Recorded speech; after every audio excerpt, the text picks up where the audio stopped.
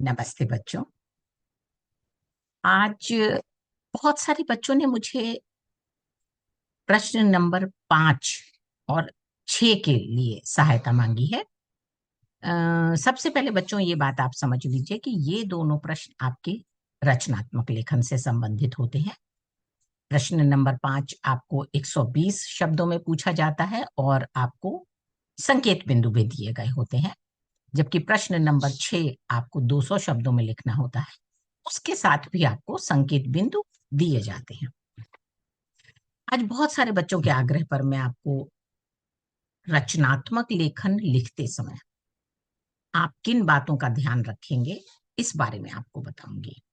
आप बहुत ध्यान से अगर वीडियो देखेंगे, मेरी बताई गई बातों को समझेंगे, फॉलो करेंगे, तो निश्चित रूप से आप प्रश्न नंबर 5 और 6 अच्छी तरह से लिख पाएंगे। आइए हम बात करते हैं रचनात्मक लेखन लिखते समय, यानी वो वाले प्रश्न करते समय आप किन किन बातों का ध्यान रखेंगे। हम्म? अभी आपकी परीक्षाएं समीप है, तो आप अपना आत्मविश्वास बनाए रखिए और पूरे आत्मविश्वास के साथ प्रश्न नंबर 5 और 6 को पढ़िए और लिखिए। मैं बात करती हूँ कि 5 और 6 ये दोनों प्रश्न लिखने के लिए आपको किन किन बातों पर ध्यान देना चाहिए। ये कुछ बातें हैं जिन्हें आप ध्यान से मेरे साथ पढ़ें, समझें और इनको बराबर इनका अनुसरण करें।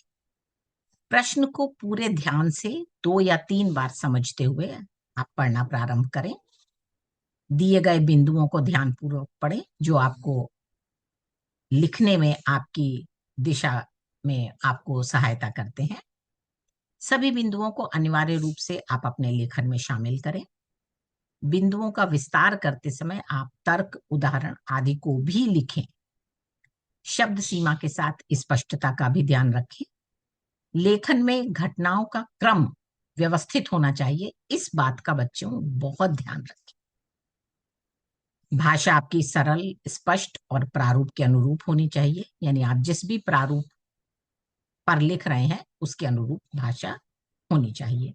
यहाँ पर एक और बात मैं आपको बताऊंगी। जिस समय आप प्रश्न पढ़ के संकेत बिंदुओं को पढ़कर योजना बनाना प्रारंभ करते हैं, उसी समय यह भी निश्चित कर लीजिए कि किस बिंदु के लिए आपको कितने शब्द लिखने हैं, क्योंकि आपके पास एक समय सीमा है, शब्द सीमा भी है और साथ साथ समय सीमा भी है। 2 घंटे में आपको पूरा प्रश्न पत्र हल करना होता है।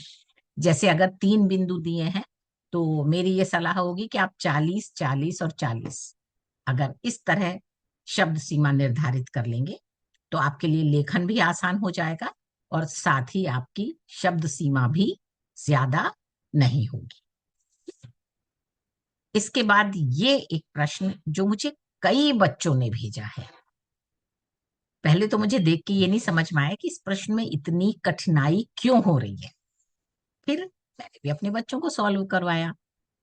देखिए, मैं आपको एक उदाहरण भी दूंगी, साथ साथ समझाऊंगी भी कि लिखने के दौरान आपने किन किन बातों को ध्यान नहीं रखा। हम्म? प्रश्न था, आप घूमने जा रहे थे, अचानक बारिश शुरू हो गई।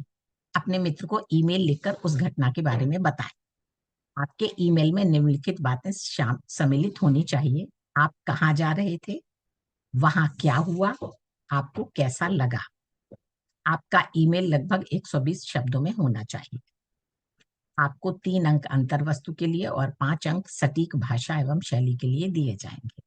ठीक है, ये देखिए, मैं आपके सामने एक उदाहरण रख रही हूं,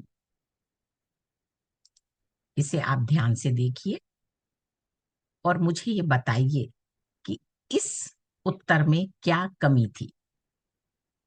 हो सकता है आपको ये अच्छा लगे, बहुत अच्छा लगे, लेकिन फिर भी आप इसको 1 बार या 2 बार पढ़ के बताइए कि इस उत्तर में आपको क्या क्या कमियां लगी। ये भी आपकी एक अच्छी एक्सरसाइज है। आप अगर ये समझ जाएंगे कि इसमें क्या कमी है, तो मेरे विचार से आप ये आसानी से समझ सकेंगे कि आपको इससे बेहतर कैसे लिखना है। हम्म? इन्होंने लिखा, प्रिय डेनियल, पिछले हफ्ते जब मुझे सभी परीक्षाओं में उच्चतम अंक प्राप्त होने के बारे में पता चला, मेरी खुशी की कोई सीमा नहीं रही। मुझे हमेशा से गर्म धूप वाले दिन समुद्र तट पर जाने का मन था। यहाँ पर आप देखें, कुछ अटपटा सा लग रहा है वाक्य। तो हमने तो उसे मत शुरू कीजिए। तो हमने एक दिन तय किया जब पूरा परिवार आ सकता था। हमारा घर ब्राइटन नाम के तटीय शहर से लगभग 80 मील दूर है। जब हम घर से निकले, तेज धूप थी और आकाश में एक भी बादल नहीं था। यात्रा थोड़ी लंबी थी और जब हम अंततः वहां पहुंचे, मौसम गर्म और अच्छा लग रहा था, लेकिन हमें दूरी में कई बड़े घने बादल दिखे। हमने अच्छे मौसम के लिए प्रार्थना किया और समुद्र तट का मजा लेना आरंभ किया। दुर्भाग्य से हमारी प्रार्थनाओं का उत्तर नहीं मिला। तेज हवा के साथ वे बड़े बादल तेज गति से पास आ रहे थे। थोड़े ही समय में बरसात शुरू हो गई और सूरज अचानक छिप गया। समुद्र में लहरें बहुत ऊंचे हो गए और हमें पानी से निकलना पड़ा। अब हम इस भयंकर तूफान में फंसे थे और बड़ी मुश्किल से हमें आश्रय मिला। हमने बाकी समय अंदर ही बिताया। मौसम ना देखने के कारण बेहतरीन दिन बर्बाद करना बहुत दुखद लगा। और डेनियल, अंक प्राप्त करके तुम्हें कैसा महसूस हुआ? जय। देखिए, इस ओवरऑल बच्चे ने काफी अच्छा लिखा है। उसने अपनी सामर्थ्य के अनुसार तीनों बिंदुओं का भी प्रयोग किया है, लेकिन चूंकि ये प्रश्न आपको ईमेल के रूप में लिखना है, तो आपको प्रेषक और प्राप्तकर्ता भी लिखना चाहिए, फिर विषय भी लिखना चाहिए, और उसके बाद मित्र को संबोधित करते हुए आपका अपना ईमेल प्रारंभ करना चाहिए।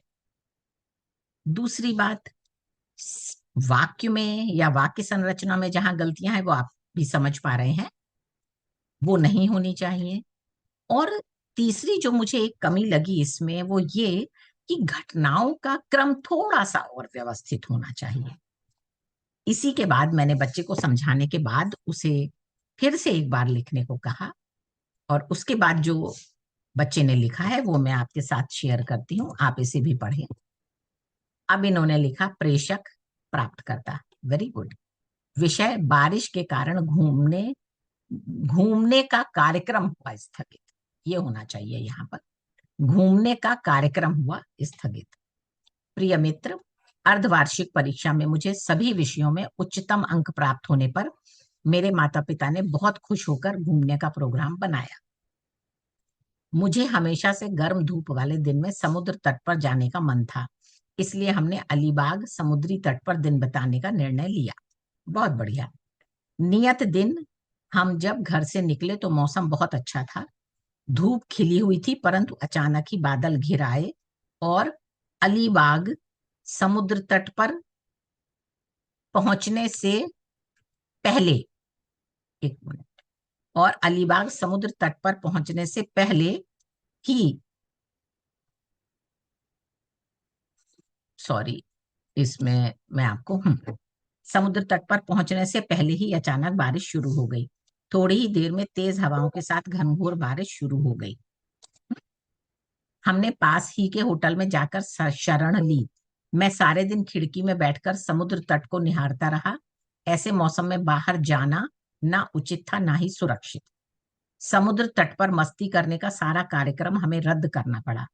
समुद्र तट पर मस्ती करने का मेरा स्वप्न पूरा ना हो सका। पिताजी ने समझाया कि जीवन में इस प्रकार की अनहोनी तो होती रहती है, सुरक्षा प्रथम है। मैं भी पिताजी से सहमत था।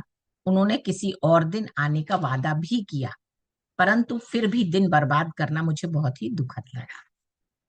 प्रिय डेनियल, तुम्हारी अर्धवार्षिक परीक्षा का परिणाम क्या रहा? आशा है तुमने भी अच्छे अंक प्राप्त किए होंगे। शुभकामनाओं के साथ, तुम्हारा मित्र विवेक।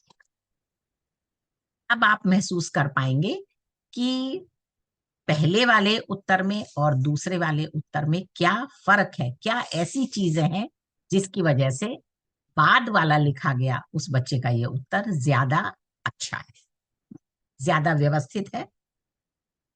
गलतियां भी पहले की अपेक्षा कम है। मैं चाहूंगी बच्चों, आप इसे ध्यान से कम 2 बार जरूर पढ़ें और ये समझें, ताकि आप भी गलतियां बिल्कुल ना करें। हम्म? मुझे पूरी उम्मीद है कि अब आप ये बात अच्छी तरह से समझ गए होंगे। इस सत्र में इतना ही। मैं अगले सत्र में आपको नोट मेकिंग के बारे में, नोट किस तरह से लिखते हैं उसके बारे में बताऊंगी। आशा है आपको मेरे बताए गए सुझावों से फायदा हो रहा होगा।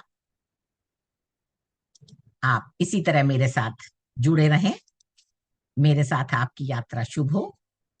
मैं चाहूंगी कि आप सभी अच्छे अंक प्राप्त करें और